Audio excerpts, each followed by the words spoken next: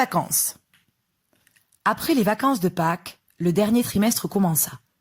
Grand-mère et moi, nous avions décidé de passer les grandes vacances en Norvège. Nous en parlions tous les jours. Grand-mère avait loué 2 cabines sur le premier bateau partant pour Oslo. Puis d'Oslo, elle m'emmènerait sur la côte sud, près d'Arendal. Elle connaissait très bien le coin car elle y avait passé ses vacances, dans son enfance, 80 ans auparavant. Mon frère et moi, nous passions toute la journée en canoë.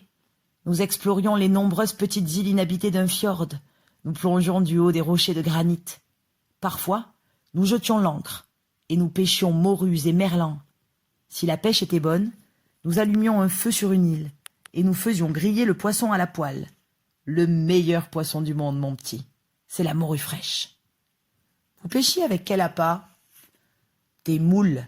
Les Norvégiens utilisent des moules comme appât. Si nous ne pêchions aucun poisson, nous faisions cuire les moules et nous les mangions. C'était bon? Excellent! Les moules étaient tendres et salées, car nous les faisions cuire dans de l'eau de mer. Et que faisiez-vous d'autre, grand-mère? Souvent, nous faisions des signes aux bateaux de pêche. Les pêcheurs s'arrêtaient et nous donnaient une poignée de crevettes. Les crevettes étaient encore chaudes, car elles venaient d'être cuites. Nous les décortiquions et nous les mangions goulûment, assis dans le canoë. La tête était le meilleur morceau. La tête? Oui, on aspire l'intérieur de la tête. C'est délicieux.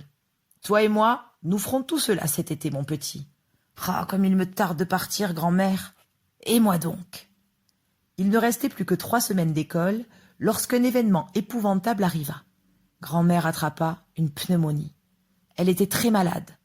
Une infirmière vint habiter à la maison pour la soigner. Le médecin m'avait interdit la chambre de grand-mère. « De nos jours, m'expliqua-t-il, la pneumonie n'est pas une maladie mortelle, grâce à la pénicilline. Mais pour quelqu'un qui a plus de 80 ans, comme ta grand-mère, cela peut être dangereux. Je n'ose pas la faire transporter à l'hôpital dans son état. Aussi, qu'elle garde le lit. » Je demeurai sur le seuil de la porte, tandis que grand-mère était reliée à des ballons d'oxygène et à d'autres appareils effrayants. « Je peux la voir ?» demandai-je. « Non, mon petit, » répondit l'infirmière, « pas pour le moment. » Madame Spring, une femme grassouillette et joviale qui venait faire le ménage tous les jours, s'installa chez nous. Elle s'occupait de moi et me préparait les repas. Je l'aimais beaucoup, mais elle racontait des histoires moins bien que grand-mère. 10 jours plus tard, un soir, le médecin descendit l'escalier et m'annonça. « Tu peux entrer dans sa chambre et lui parler quelques minutes. Elle te réclame. » Je grimpai les marches 4 à 4, me précipitai dans la chambre de grand-mère et me jetai dans ses bras. « Oh là !» s'écria l'infirmière. « Doucement avec la malade !»« Le pire est passé, » répondit grand-mère. « Je serai bientôt sur pied. »« C'est vrai ?» demandai-je à l'infirmière. « Oui, » répondit l'infirmière en souriant. « Elle m'a dit qu'il lui fallait absolument aller mieux pour s'occuper de toi. » J'embrassai encore grand-mère. « On m'a interdit de fumer le cigare, » dit-elle. « Mais attends un peu qu'il soit parti. »« Ta grand-mère est une force de la nature, » dit l'infirmière. « Elle sera debout dans 1 semaine. » Et elle avait raison. Au bout d'1 semaine, grand-mère marchait dans la maison avec sa canne à pomodore et elle se disputait déjà avec Madame Spring au sujet de la cuisine. « Je vous remercie de votre aide, » dit grand-mère, « mais vous pouvez retourner chez vous. »« Non, » rétorqua Madame Spring. « Le médecin m'a dit que vous deviez vous reposer encore quelques jours. » Le médecin fut plus sévère. Il annonça une nouvelle qui fut une véritable bombe. « Il ne faut pas compter sur le voyage en Norvège cet été. Trop loin, trop risqué. »« Sors net !» s'écria grand-mère. « Je l'ai promis à mon petit-fils. »« Je vais vous donner un conseil, » reprit le médecin. « Allez tous les 2 dans un gentil hôtel sur la côte sud de l'Angleterre. L'air marin vous fera du bien. »« Oh non !» fis-je déçu. « Veux-tu que ta grand-mère meure ?» me demanda le médecin. « Non !»« Alors il ne faut pas qu'elle fasse ce long voyage. Elle n'est pas assez forte. Et dis-lui d'arrêter de fumer ses affreux cigares. » Finalement, grand-mère céda sur le voyage en Norvège, mais pas sur les cigares. On loua 2 chambres à l'hôtel Magnificent de Bournemouth, une célèbre station balnéaire. Bournemouth est pleine de vieilles personnes comme moi, dit grand-mère. L'air y est sain et tonique. Elles en espèrent des miracles. C'est vrai? Bien sûr que non. Ce sont des balivernes. Mais pour une fois, il faut obéir aux médecins. Bientôt, grand-mère et moi, nous prîmes le train pour Bournemouth et nous descendîmes à l'hôtel. L'hôtel Magnificent. C'était un énorme bâtiment blanc situé en face de la mer. Un endroit bien ennuyeux pour passer des vacances, pensai-je. Ma chambre communiquait avec celle de grand-mère.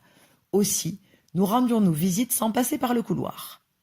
Avant de partir, elle m'avait offert, en guise de consolation, 2 souris blanches en cage. Bien sûr, je les avais emmenées en vacances avec moi. Drôlement rigolotes, ces souris. Je les appelais William et Mary, et à l'hôtel, je comptais leur apprendre des tours. Dès le premier jour, elles grimpaient déjà le long de la manche de ma veste jusqu'à mon cou, puis de mon cou jusqu'au sommet de mon crâne. Je réussis cet exploit en mettant des miettes de gâteau dans mes cheveux. Le lendemain de notre arrivée, la femme de chambre faisait mon lit lorsque le museau d'une souris pointa sous les couvertures. La femme de chambre poussa un tel hurlement qu'une douzaine de personnes accoururent pour voir qui avait été assassiné. L'incident fut rapporté au directeur. Grand-mère et moi, nous fûmes convoqués dans son bureau. Le directeur, Mr. Stringer, avait les cheveux en brosse et portait un habit à queue.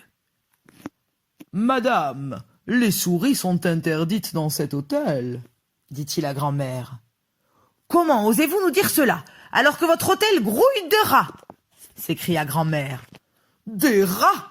s'exclama M. Stringer, devenu violet. « Il n'y a pas de rats dans cet hôtel !»« J'en ai vu un ce matin même, » continua grand-mère. « Il courait dans le couloir en direction des cuisines. »« C'est faux !» cria M. Stringer. « Vous feriez mieux d'appeler au plus vite une entreprise de dératisation, » poursuivit grand-mère. « Sinon, j'écrirai au ministère de la Santé. J'imagine que les rats défilent dans la cuisine, trottinent sur les étagères pour grignoter la nourriture et dansent dans les soupières. »« Jamais de la vie !» protesta le directeur. « Ce matin, pourtant, le toast de mon petit déjeuner était grignoté sur les bords, » continua grand-mère impitoyable. « Et pire, il avait un sale goût de rat. Si vous ne faites pas attention, les fonctionnaires de la santé publique ordonneront la fermeture de votre hôtel avant que quelqu'un n'attrape la fièvre typhoïde. »« Vous ne parlez pas sérieusement, madame, » dit le directeur. « Je n'ai jamais parlé aussi sérieusement de ma vie, » affirma grand-mère. « Allez-vous donc permettre à mon petit-fils de garder ces 2 petites souris blanches dans sa chambre, oui ou non ?» Le directeur comprit qu'il avait perdu la partie. « Puis-je suggérer un compromis ?» lui dit-il. « Je lui permets de garder ces 2 souris dans sa chambre, à condition qu'elles restent dans leur cage. Qu'en pensez-vous ?»« Je suis d'accord, » approuva grand-mère. Elle se leva et nous quittâmes le bureau. Il n'y a pas moyen de dresser des souris qui sont enfermées dans une cage, mais je n'osais pas leur ouvrir la porte parce que la femme de chambre m'espionnait sans arrêt. Elle avait une clé et surgissait à l'improviste toutes les heures, essayant de surprendre les souris en liberté. Elle me déclara qu'à la première infraction, le portier noierait les souris dans un baquet. Il me fallait trouver un endroit pour continuer l'entraînement. Il devait sûrement y avoir une pièce vide dans ce gigantesque hôtel. Je mis les souris dans la poche de mon pantalon et je me promenai au rez-de-chaussée à la recherche d'une cachette. Le rez-de-chaussée était un véritable labyrinthe de salles destinées aux clients. Hall, fumoir, salle de jeu, bibliothèque, salon, tout était écrit sur les portes en lettres dorées. Il y avait foule partout. Je poursuivis mon chemin et, au bout d'un long et large couloir, je tombai sur une porte à double battant. C'était la salle de bal. Devant, un panneau sur lequel je lus « Réunion SRPEP, salle strictement réservée pour le congrès annuel de la Société royale pour la protection de l'enfance persécutée. » La porte était ouverte. Je jetai un coup d'œil à l'intérieur. C'était une salle immense, avec des rangées et des rangées de chaises en face d'une estrade. Les chaises étaient dorées, avec de petits coussins rouges. Mais il n'y avait pas un chat. Je m'avançai avec précaution. Quel merveilleux endroit! Le congrès de la Société royale pour la protection de l'enfance persécutée avait dû avoir lieu très tôt le matin. Tous les congressistes étaient rentrés chez eux. Et même si je me trompais, si les congressistes surgissaient dans la salle, c'étaient sûrement des personnes adorables, qui accueilleraient avec chaleur un jeune dresseur de souris à la recherche d'un lieu d'entraînement. À l'entrée de la salle, dans un coin, il y avait un grand paravent sur lequel étaient dessinés des dragons chinois. Désirant être tranquille pour dresser mes souris, je décidai de me cacher derrière. La Société royale pour la protection de l'enfance persécutée ne m'inquiétait guère, mais en revanche, je craignais l'intervention du directeur.